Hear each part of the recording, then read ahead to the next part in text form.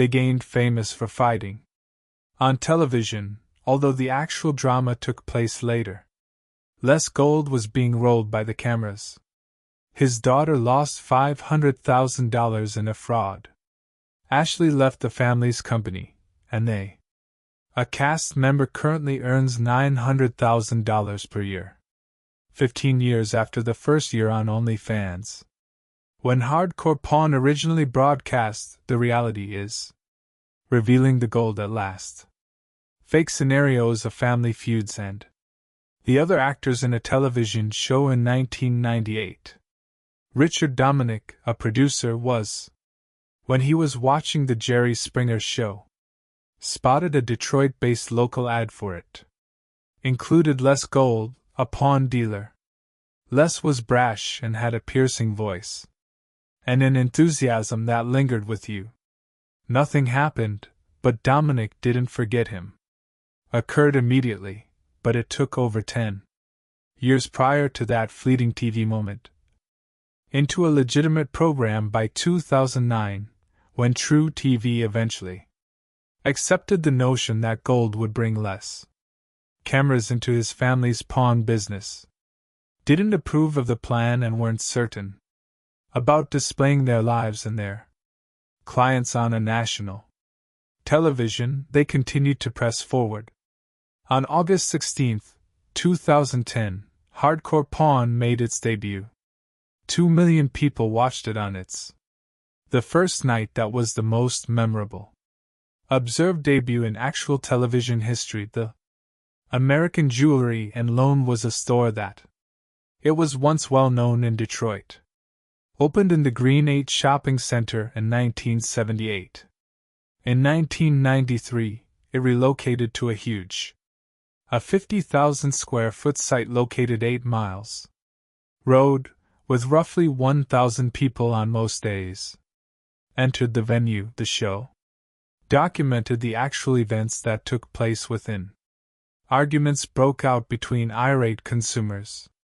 Security personnel had to intervene in a few. Others received threats of violence.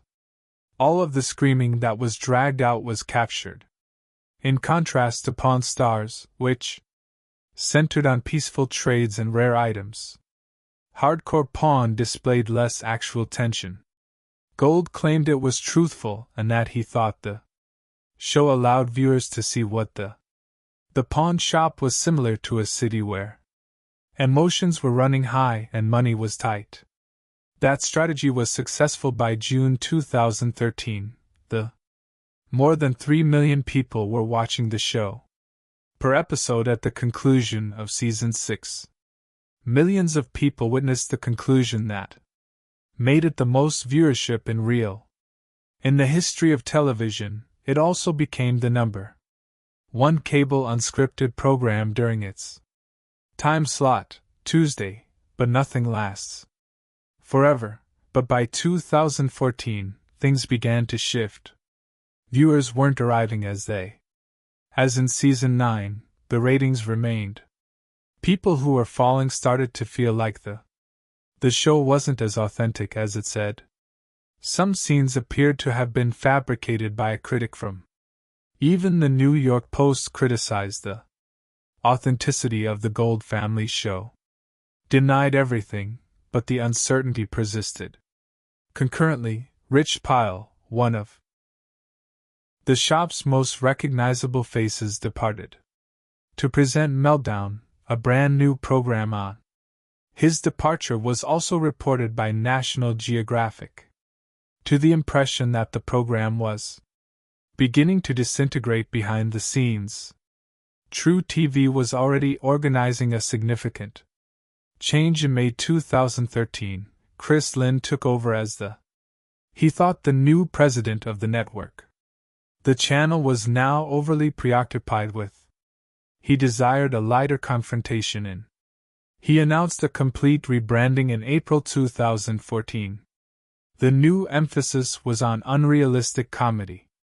Jokes was already popular and rose to prominence as the model for the network's next desires. October 2014 saw the premiere of True TV's advertising titled, "Way More Fun," and it briefly changed its name to the new. Serious reality shows on True TV didn't fit that strategy. Once the series concluded, all of the cast members' paths diverged directions in 2021, even though a lot of companies were still having difficulties following the outbreak. As he grew, Les Gold opened 3 Southgate's new pawn store locations. Hazel Park and Lincoln Park weren't. Les had a surprise relocation back in 2019. Stated that he wished to develop beyond. The plan for Detroit's 8 Mile Road was complete. The commercial real timing was flawless. Prices for real estate had fallen to their lowest level.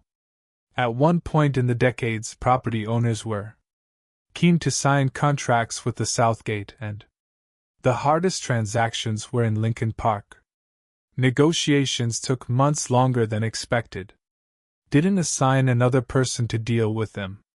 He intervened on his own and shut the faces to face with assistance from Seth, his son, utilized the family's TV notoriety to find developers with solid lease terms. Desired well-known names to attract attention. Less than what the new stores offered. Adhered to the same blueprint as the original 50,000 square foot store in Detroit that they centered on engaging in direct negotiations with clients. This was the same strategy that contributed to Hardcore Pawn's success on True TV. Collectively, the shops brought in almost Wayne County had 200 jobs over the years. Prior to that, Les He made an unexpected appearance on the Cooking Nobody Watches Chopped on Food Network. Anticipated that a pawn dealer would participate in a cooking challenge under pressure, but Les had grown up in Detroit and learned how to cook. His parents put in a lot of overtime at He prepared food for his grandfather's pawn shop. He didn't merely prepare simple meals on his own. Foods that he learned from his grandfather. Classic Mediterranean dishes that stayed on chopped less with him and used those abilities to win over the judges he served. The culinary challenge as a company. Deal with rapid thinking and straightforward decisions. Panic he lost, but he shone a entirely different aspect of himself in December 2022, Les organized a charity event. Auction within the flagship in Detroit shop. The objective was to generate funds for the event. Was organized by the Heat and Warmth Fund. Contacted Hardcore Thaw within 3 hours, and he elevated. He sold 25 items at auction for $40,000. Contributed by local athletes and celebrities. Stars. One of the most significant victories was a autographed Red Wings shirt that brought in $7,800. Les conducted the auction like he does. He employed fast offers and direct sales in his firm. Attendees' statements about pressure and audacious actions. He was in charge of the space from the beginning to complete. When the sum hits $35,000, Les contributed the last $5,000. Himself, no publicity, no spotlight. Simply action. He made it apparent that this wasn't. It was about assisting, not just about money. Walking during the bitterly cold Michigan winter. The rumor of insolvency originated in a 2018 tale of a poor business transaction that Les had lost. Despite a $500,000 swindle, it didn't destroy. His net worth remained stable by 2025. The pawn shops were still operating at $5 million. For what it's worth, open his book. Attained the 4th position on the New York. When Seth Gold was on the Times bestseller list. In 2009, I joined American Jewelry and Loan. He didn't only accept a position in the family. He entered the company with a different attitude that his father, Les, had operated the store. decades, but Seth noticed something that Father, the company didn't have any internet presence during a period when that gap was caused by everything going digital. Was an issue, so Seth chose to resolve it. Introduced their first online store. It was a hazardous decision at the time. Most pawn shops continued to concentrate only on walk-in clients, but Seth had faith in the concept. Eventually paid off on the internet. By 2018, sales on the digital side increased rapidly. When the company was earning 30% of total income, that changed, not only generate revenue, it altered the way the store. Well, the actual site was just. The internet store is open 9 hours a day. Never closed. That growth provided them with momentum. They established new sites in the business. Hazel Park and Pontiac was now aiming for a 20% yearly growth rate. Total income shifted toward the 5 to 10 million range for a Detroit pawn store. That was a huge leap, and Seth continued. He was named there on July 17, 2013. The year's top national pawnbroker at the in Las Vegas. The Pawn Expo was the highest honor in the field that he received. Earned it by doing more than just selling things. He had tried to alter people's looked at pawn businesses and advocated for improved media attention that strengthens the community, outreach, and contemporary business methods.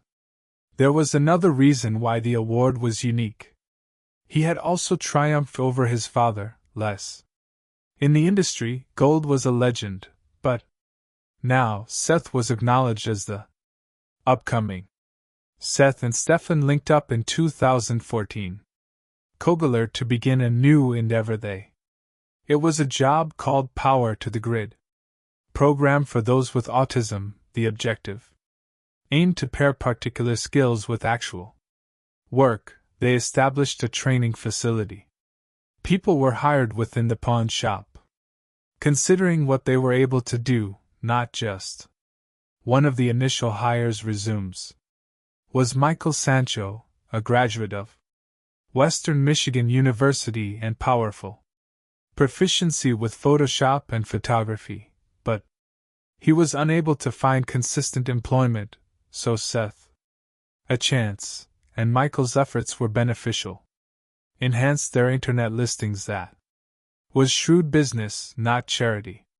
Seth made it apparent that these workers weren't merely performing well, they were supporting the business's expansion. In late 2018, Seth began organizing a new project. This would be the second Detroit location. Be distinct, emphasizing luxury. Things like expensive jewelry and watches. Primarily the original store on 8 Mile. Seth wanted to help unbanked clients reach a new market that he had researched. The information in their silver and, at this point, diamonds were selling 3 times. The demand was evidently greater than that of gold. Same emphasis on contemporary tools resulted in an additional step in.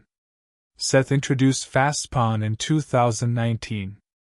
Collaboration with PawnMate Incorporated, which was an online service that enables users to renew loans or make installments without physically visiting the store, which sped up the procedure and simpler and matched Seth's larger.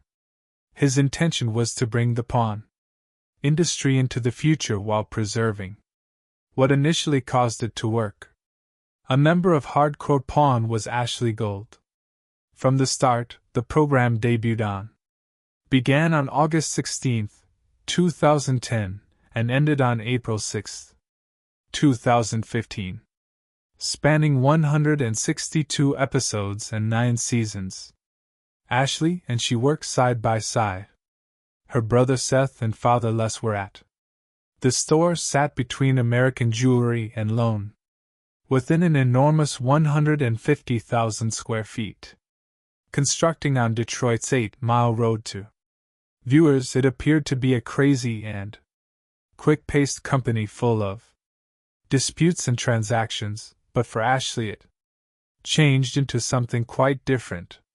She had reached a breaking point by 2015. She would wake up every day feeling the same. Put on the identical black sweater, that identical shoes, identical jeans, and proceed through the identical pattern in an interview from. She referred to it as her groundhog in 2016. The day she became aware that her health was. Her family life was becoming worse. Crumbling, and in her heart she wasn't no longer joyful. There had always been Ashley and Les's conflict on the demonstrate that their disagreements were consistent. Behind the scenes, nothing had improved. Seth had unique marketing concepts. Ashley was less traditional. Trapped in the center, and on top of that, every brawl had cameras rolling. Eventually joined the show, By early 2015, she was aware of the mounting stress. She couldn't continue to walk away. This was her family's business, so it was simple. Ashley aspired to be more than just the daughter of Les Gold, desired a life of her own. Later in 2015, the same year, she started the store Han Chick Shopping, began using the internet, and concentrated on new. She traveled and chose her own jewels throughout the nation to obtain the most recent styled almost 500 products in her store. Prices at any given moment started at $15. Fake jewelry to expensive items valued at $2,000–$3,000 in interviews, according to her. Trusted her fashion sense. Celebrities helped her develop a clientele. Throughout the nation, she ensured that her Ashley's store continued to expand. In 2019, changed the name of her company to. That same year, she joined Ashley.com, the Verge Pitch Contest, which is organized by the by then Detroit Garment Group, had won. She had previously been on CNN and Fox News, HLN, Good Morning, Today, and America. Her TV popularity was transformed into a show, Anything Genuine, that she initiated in March. Weekly podcast known as Pawn Chick, in which she discussed fashion with the visitors and individual tales, but she also started to talk candidly about hardcore pawns. Didn't cover every aspect, but she validated what many had speculated. Several of the show's scenes were staged. A guest named Big in one episode. Dad claimed to have witnessed people being told what. In other words, Ashley described how the producers encouraged confrontation because they desired debates as opposed to Pawn Stars, which hardcore is centered on history and values. The drama that Pawn emphasized made the show well liked, but also made the work more difficult. When the epidemic struck in 2020, Ashley's once more life changed when schools closed. Parents had to help their children navigate. Ashley had 2 kids and took online programs. They were 8 and 10 years old in 2017, therefore she assisted them in 2020 when they were 13 and 15. While still attending school from home, managing her company without working. She no longer worked 70 hours a week, filming episodes nonstop. Now she was assisting with schoolwork and operating the carpool. She created a life that provided. Rich Piles spent time with her family, working for American Jewelry for 25 years, and he began making loans in Detroit when he was youthful and remained devoted to the company. By 2012, as it expanded, he was one of the most recognizable individuals on hardcore pawn. He had a long B, and the self-assurance that enabled him to stand out. Yet everything happened in the same year, altered what appeared to be a tiny. In reality, the dispute on the broadcast was the breaking point in a larger issue. An internal audit has brought up important. It revealed worries that Rich might have. Using business credit cards for personal expenses. According to some claims, he also overstated claims for reimbursement. Les Gold spoke up to him as the cameras were. He said, "Rolling Rich didn't hold back. His years of devotion need to be more significant. More than any error, he even asserted that he have greater concern for the company than less. Seth and Ashley, his own children, who made the circumstances worsened, he was advised to depart the store immediately after their 25-year. In a few moments, a friendship ended on camera. Rich returned the next day after a few heated minutes. In the morning of October 2012, he arrived with the hopes of getting another chance. He appeared shaken and wanted to. Seth tried to apologize and salvage his career. To assist by arranging a meeting, he said.